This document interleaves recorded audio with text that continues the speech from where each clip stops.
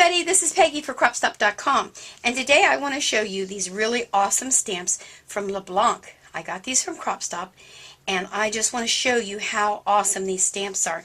They're a silicone, so I don't need any of the acrylic blocks to put on them.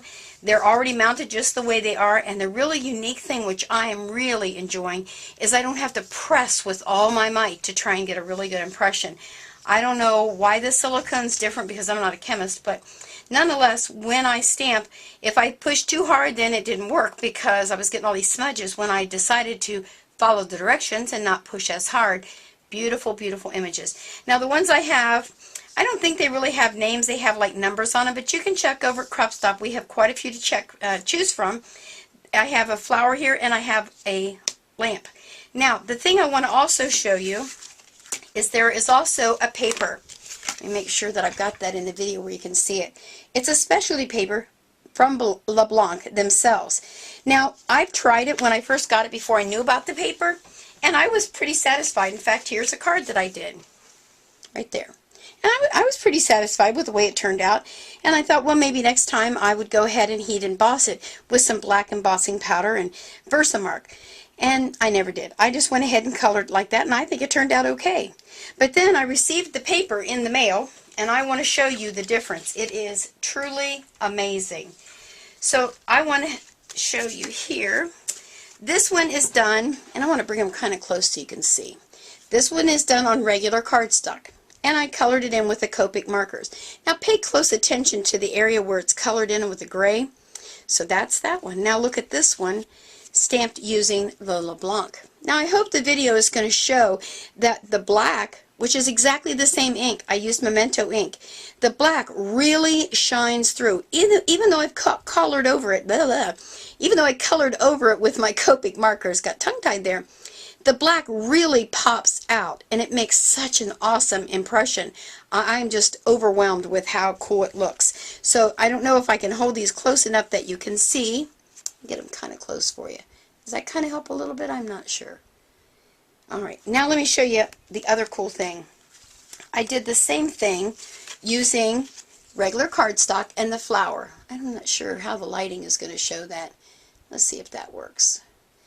And then there, I did the same thing using the LaBlanche paper. Can you see the vibrant black color in there? It truly does make a huge difference. Even if I didn't use, well, this is distress ink that I went over it to show you how, even the difference. This looks dirty. This is crisp right over the top. It's the same exact ink. Then I went back in and I colored a little bit on an area where I had not used a distress ink, and look at how vibrant the color is. And this is the same exact ink, same marker, and I get this muted kind of a look, kind of a faded out look.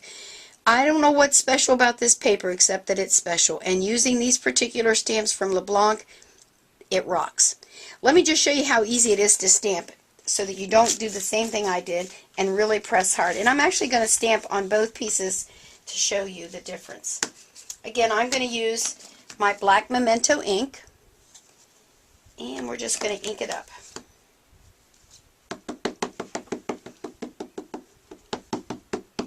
Oh, I forgot my stamp pad, but I think we'll be alright. Alright.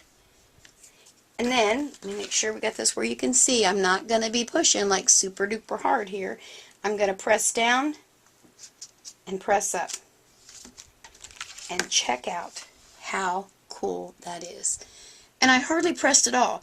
So those of us out there, like myself, that have arthritis or carpal tunnel or whatever you might have in your wrist that makes it really difficult to stamp, look how easy that is. And it's perfect, just perfect. Now the one thing I did find out is that I needed to use my heat gun, and I set the ink in there a little bit, and then it didn't, even though it was Memento, the first time I did it did kind of bleed a little bit.